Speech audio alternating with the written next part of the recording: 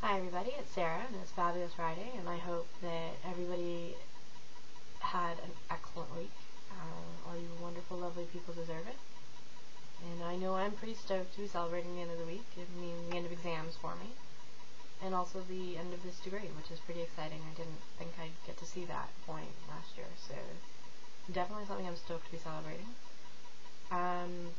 Today we're talking about relationships, and relationships that ultimately are toxic to your recovery. Relationships that keep you stuck. Relationships that keep you from growing. Relationships that keep you from moving forward. And ultimately how to either redefine those, change those, or let them go. Because let's face it, it's easy enough to stand in your own way. You don't need someone else standing in yours. And one of the really ironic things is that I've been working quite extensively with this on my own terms with my therapist, and I don't know if he'll see this one yet. He might. We'll see. But ultimately, a lot of the insight that I have right now about that, and about my self-concept, and about who I want to be in terms of a powerful, strong, compassionate woman, has come from the work that I've done in the last few months. So the first thing I'm going to sort of bring to your attention is my new Bible called A Course in Miracles. It's an amalgamation of psychotherapy and psychology and religion, namely of the Christian doctrine. And in that way, it's a very, very heavy read. It's quite heavy in its language, very, very Christian in its language. But ultimately I believe that all religions, not the extremist ones, but all religions that, better people, are all focused and sort of geared towards the same set of core principles or core values or core beliefs. And in that way, on that basis, I would recommend the book for anyone. Because it is very universal in its concepts, and it's very universal in its practicality, even though it sounds like the Bible. It's quite out there abstract-wise, but it can be very, very valuable if you can see something in it. And so first of all, they talk about what I'm going to talk about actually that pertains to the Course in Miracles itself is a special relationship. And the first thing I'm going to read, I'll try and be quick and not fumble it up, but it's, in looking at the special relationship, it is necessary for us to realize that it involves a great amount of pain. Anxiety, despair, guilt, and attack all enter into it, broken into by periods in which they seem to be gone. So as you can understand, you probably have, everybody has relationships like this in their life. But they're relationships that you often think about and you wonder why you're staying. What am I getting out of this? It is so painful, and it is so,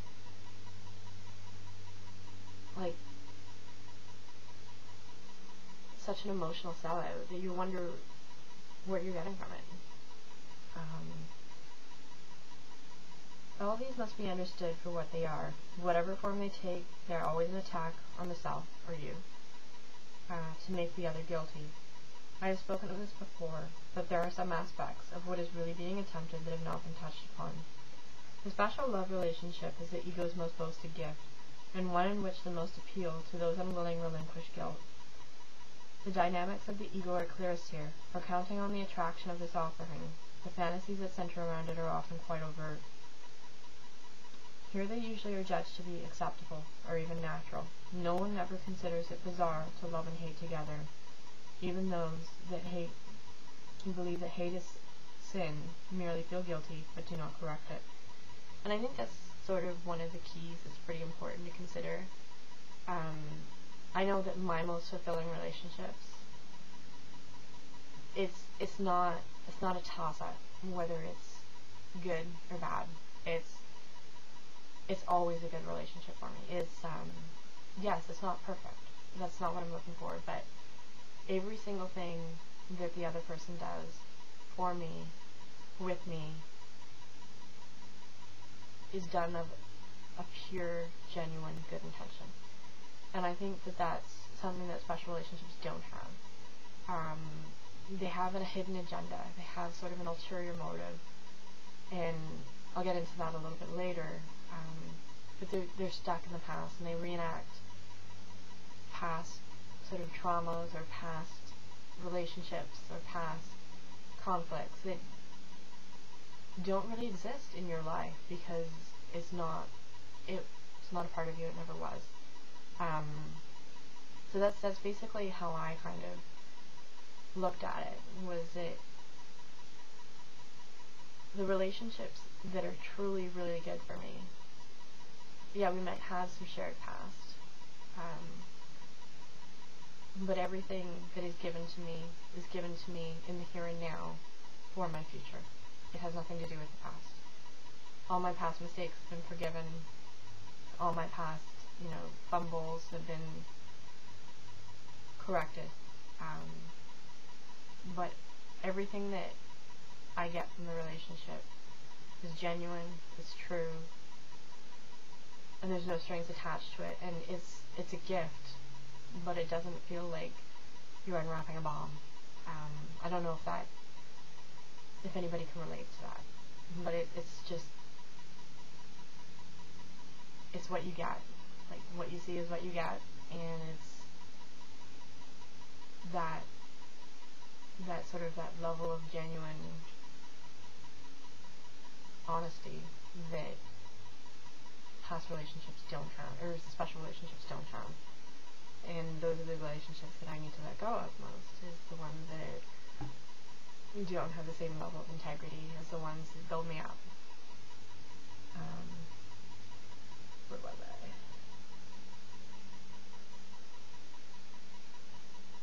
This is a natural condition of separation, and those who learn that it is not natural at all seem to be the unnatural ones. For this is a world the opposite of heaven, being made to be its exact opposite, and everything here takes a direction exactly opposite of what is true. In heaven, where the meaning of love is known, love is the same as union.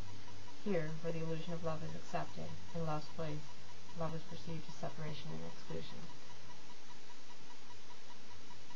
To me, that means that love is almost an afterthought. It's almost something that can't be achieved in a special relationship. The genuine, true affection, true love, all of that builds us up, it's almost outside of the realm of possibility for a special relationship. The special relationship is a strange and unnatural ego device for the joining of hell and heaven and making them indistinguishable. And the attempt to find the imagined best of both worlds has merely led to fantasies of both, and to the inability to perceive either as it is. The special relationship is the triumph of this confusion. It is a kind of union from which union is excluded, and the basis for the attempt at union rests on exclusion. What better example could there be of the ego's maxim, seek but do not find? I'm not really sure how I think about that quite. These are just passages my therapist outlined for me to read and have a look at. And I'm not really sure what I think about that. Except, again, that defaulting to that genuine feeling of love and that genuine intention of love. Even my worst, most painful conversations with the people that I consider my closest friends and the people that I consider the best people for me, I don't come out of a conflict wondering, am I a better person for it? I know I am, because the intentions for me to grow, the intentions for me to improve, to believe in myself, are all there, and they are never ever questioned. Whereas in a special relationship, they are. That ulterior motive in a special relationship undermines all the love you could have. Most curious of all is the concept of the self, which the ego fosters a special relationship. The self seeks a relationship to make itself complete, yet when it finds that special relationship in which it thinks it can accomplish this, it gives itself away and tries to trade itself for another. This is not union, but there is no increase and no extension. I think that's important. I think that whenever you grow from a relationship, that's a good relationship. That's a solid relationship. That's one that you want to hold on to. Whenever you're belittled, whenever you're brought down, whenever you're undermined, no matter what other factors are going on in that context, that's not a relationship you want to hold on to. That's a relationship that ultimately undermines and compromises your recovery. Each partner tries to sacrifice the self he does not want for the one he thinks he would prefer, and he feels guilty for the sin of taking and of giving nothing in return, of value in return. How much value can he place upon a self that he would give away to get a better one? And I think that is key for people with eating disorders, is oftentimes we look at people and we think, well, thank you for being my friend. And I think that's, yeah, great, thank you for being my friend. But you know what? You get something from being my friend too. So it goes both ways. And I think that with the building of self-esteem, with the building of self-confidence, with, the recovery and the self-concept, and just really putting that together, you get to a point where you can't even engage in these special relationships anymore, because you refuse to compromise yourself that way. And a special relationship in which you would give yourself away in order to try and find something better is not one that's going to lead you anywhere good or anywhere happy. So I think that's important, that we need to keep that in mind, and that as much as people give us a gift by giving their friendship to us, we extend something in return. And in special relationships, that extension of someone special in return for what you've given me just goes unacknowledged. Or anyway, that's my experience of it. Okay, almost done. It's impossible to let the past go without relinquishing the special relationship, for the special relationship is an attempt to reenact the past and change it. Imagined slights, remembered pain, past disappointments, perceived injustices, and deprivations all enter into the special relationship, which becomes a way in which you seek to restore your wounded self-esteem. What basis would you have for choosing a special partner without the past? Every such choice you make is because of something evil in the past to which you cling, and for which someone else must atone.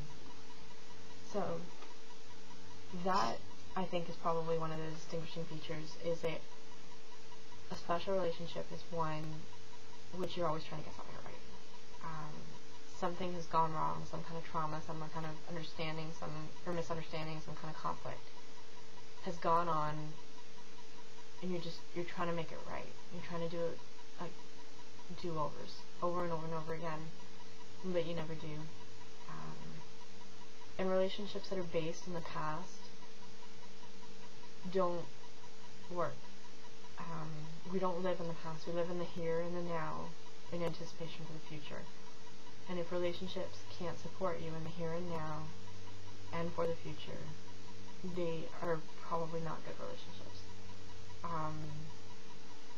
That doesn't mean that your best friend from 25 years ago you can't share something with. Which you absolutely can.